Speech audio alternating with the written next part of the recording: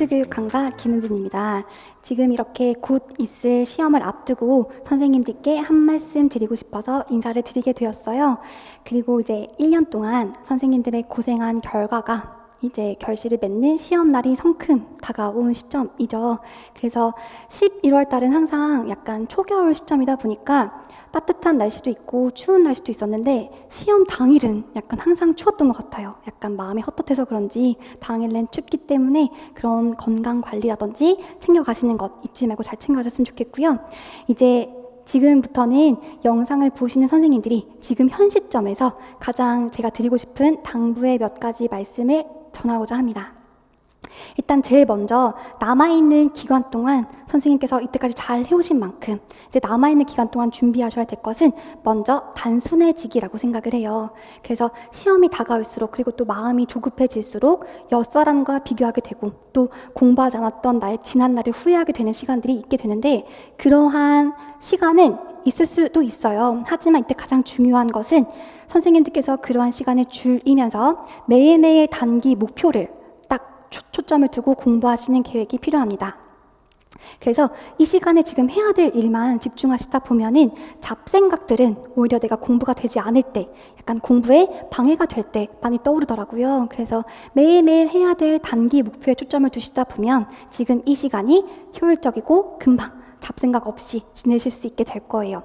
그래서 가장 어렵지만 또 가장 중요한 게 시험 전까지 잡생각 없이 단순해지는 거라고 생각이 듭니다. 특히 이제 원서를 내고 난 다음에는 경쟁률은 어떨까? 그리고 해당하는 지역의 커트라인은 어떨까? 내가 통제할 수 없는 어떤 불안에 대해서는 잠시 내려놓으시고 매일매일 하루하루의 단기 목표에 초점을 두시고 하시면 좋을 것 같습니다.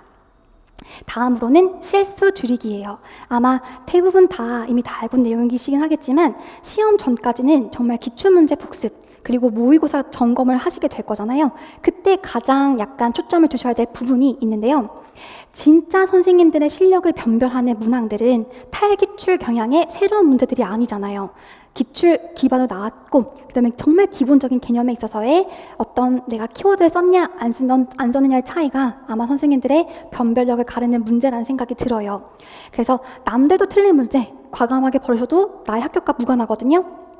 다만 중요한 것은 남들이 다 아는 문제들, 남들이 실수를 안 하는 문제들, 남들이 맞추는 문제들에 있어서 내가 어떻게 실수를 줄이느냐, 나도 맞춰야 되는 것들에 대해서 선생님들께서는 고민과 그런 부분에 초점을 두고 공부하시는 전략이 필요하다는 생각이 듭니다.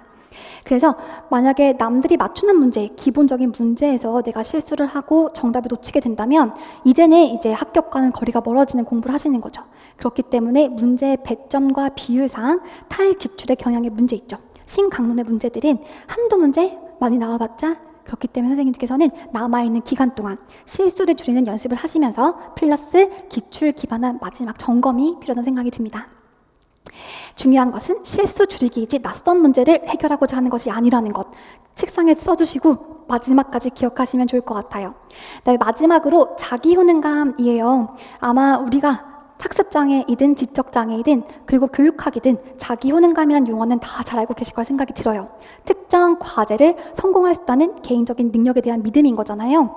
그런데 이거를 정작 우리 본인에겐 적용하지 못하는 것 같습니다. 혹시나 계속 반복되는 이러한 낙방으로 인해서 학습된 무기력감이나 또는 낮은 성공 기대감을 가지고 계시다면 지금 이 남아있는 시점 동안은 자신을 다스리시는 시간이 필요해요. 그렇지 않으면 정작 답안을 써두시고도 나의 답안을 믿지 못해서 마지막에 고쳤던 그 답안이 오답일 가능성이 있잖아요. 그래서 그러한 부분에 있어서 나의 능력에 확신을 가지고 답안을 자신감 있게 쓰시기 위해서는 지금부터 자기 효능감을 높이시는 전략이 필요합니다. 그래서 매일매일 우리 학습된 무기력감을 가진 학생들을 어떻게 지도를 하나요? 매일매일 작은 성취를 경험할 수 있도록 하는 거잖아요. 선생님께서도 마찬가지로 매일매일 작은 성취를 경험해 가시면서 나의 능력에 대해서 끊임없이 긍정의 말을 해주시면 좋을 것 같아요.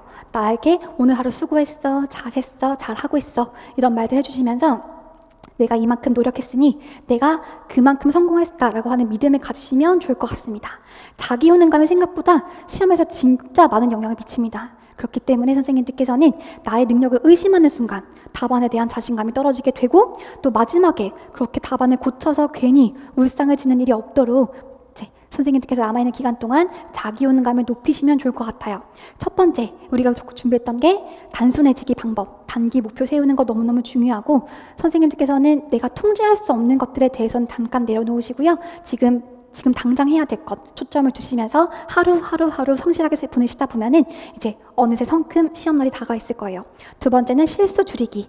공부에 있어 초점을 두실 때 가장 중요한 것을 기출문제 나왔던 개념을 내가 얼마나 정확하게 인출할 수 있느냐인 거예요. 그렇기 때문에 지나치게 지엽적인 문제를 해결하려고 하시기보다, 또 새로운 강도를 열심히 파시기보다는 지금 기출되었던 문제를 기반으로 해서 정확한 워딩 정리하시는 거 중요하고요. 마지막이 자기 효능감. 제가 무엇보다 강조하고 있는 부분이에요. 그래서 마지막에 선생님들께서 나의 답안에 대한 믿음을 가지실 수 있도록 자신에 대한 효능감 키워주시면 좋을 것 같습니다. 자, 잔소리가 조금 길었는데 어쨌든 이 맘때 저의 어떤 마음가짐과 생각들이 기억이 나요. 굉장히 힘도 없고 체력도 방전되었는데 다들 전부 다 하는 말이 화이팅, 힘내야, 힘내, 젖 먹던 힘까지 짜네, 이렇게 말하는 거 봤을 때 되게 더 힘 빠지고 그랬던 기억이 나거든요.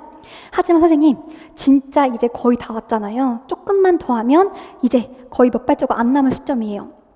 그래서 어쩌면 정말 이 마지막 기회다라는 생각을 가지시고 남아있는 기간을 알차게 보내시는 시간이 되었으면 정말 좋겠습니다. 내년에 이제 아이들과 함께 2022년 신규 교사로서 하시는 날들이 있기를 제가 간절히 기도하고 있겠습니다. 남아있는 날들 화이팅 하시고요. 힘내셔서 좋은 결과 꼭 있으시기를 바랄게요. 감사합니다.